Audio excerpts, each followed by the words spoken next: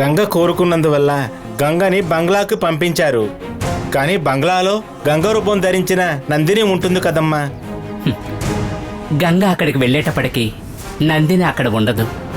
బంగ్లాలో ఉన్నది నందిని అని ఎవరికీ తెలియకూడదని బంగ్లాకి వెళ్ళనే వెళ్ళదు. నందిని గంగ రూపంలో ఉన్నది గంగకి తెలుసా అమ్మా?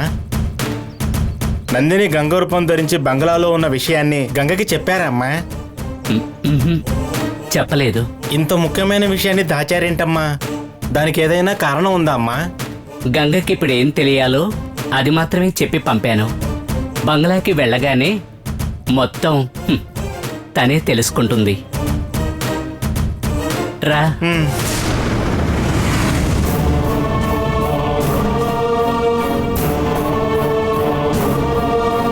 ఎంతో కాలం తర్వాత నిన్ను చూస్తున్నాను, కానీ నన్ను చూసిన ఆశ్చర్యం కొంచెం కూడా లేకుండా నేను ఇంట్లోనే ఉన్నట్టుగా ఎంతో మామూలుగా ఉన్నారే. ఏంటి గంగా, ఎంతో కాలం తర్వాత చూస్తున్నట్టుగా చూస్తున్నావు? నేనెంతో కాలం తర్వాతే కదా చూస్తుంది. ఈయనేంటి ఇలా అడుగుతున్నారు? గంగా, నిన్నే అడుగుతున్నాను. విడిపోయి మళ్ళీ కలిసినట్టు చూస్తున్నావేంటి అని అడిగాను. నేను మామూలుగానే చూస్తున్నాను, మీకే అలా అనిపిస్తుంది. అవును, నువ్వెలా ఇక్కడికి వచ్చావు? నా టైం బాగుండి నువ్వు వచ్చావు, లేకపోతే ఆ పావు నన్ను చంపేసి ఉండేది. చాలా థ్యాంక్స్ గంగా. నువ్వు చెప్పింది వినకుండా నేను ఆ వస్తువుని తీసుకురావడం తప్పే. మళ్ళీ మళ్ళీ నేను తనతో ఉన్నట్టుగా మాట్లాడుతున్నారు. దీనిలో ఏదో మర్మం ఉందే. ఏమై ఉంటుంది? ఏంటి గంగా మౌనంగా ఉన్నావు? ఏం లేదు, మిమ్మల్ని పాము తరిమింది అన్నారు కదా, అందుకే అప్సెట్ అయ్యాను. నాకు అదే అర్థం కావట్లేదు గంగా. అదే నాన్న చెప్పిన నందిని పాము, కానీ అదెందుకు నన్ను చంపబోయిందో నాకు అర్థం కావట్లేదు.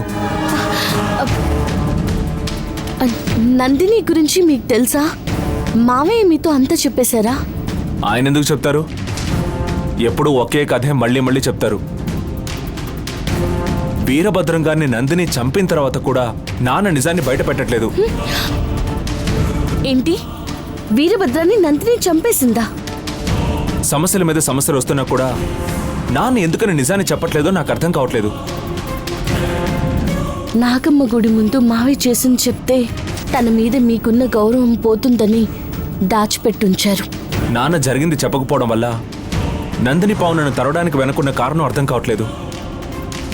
నన్ను ఎందుకని పావు తరివింది? ఒకవేళ నాన్నకి సంబంధించిన ఈ వస్తువు కోసం పావు నన్ను తరివిందేమో?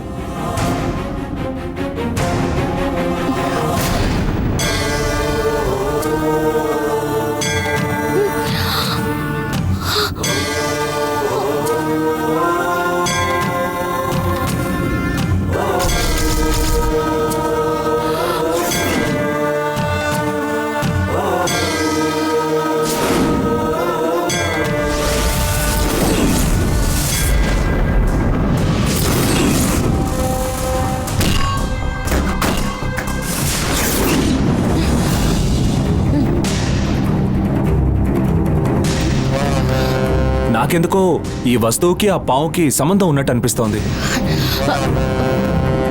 అవునండి, ఈ వస్తువు కోసమే పాము మిమ్మల్ని తరుముంటుంది. మీరు చెప్పింది కరెక్టే.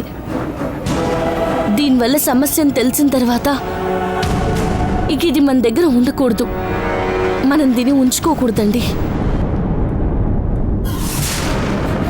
దీనికి ఆ పావుకి ఏం సంబంధం ఉన్నట్టుంది? ఏం సంబంధమో తెలియడం లేదు. ఈ వస్తువు మన దగ్గర ఉంటే నందిని పాము మళ్ళీ వస్తుందని మాత్రం తెలుస్తుంది.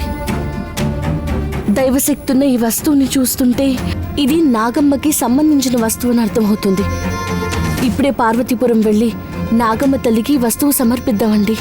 సరే గంగా, నువ్వు అనవసరంగా ఏమీ చెప్పవు. నువ్వు చెప్పినట్టు ఇప్పుడే నాగమ్మ తల్లికి సమర్పించేద్దాం.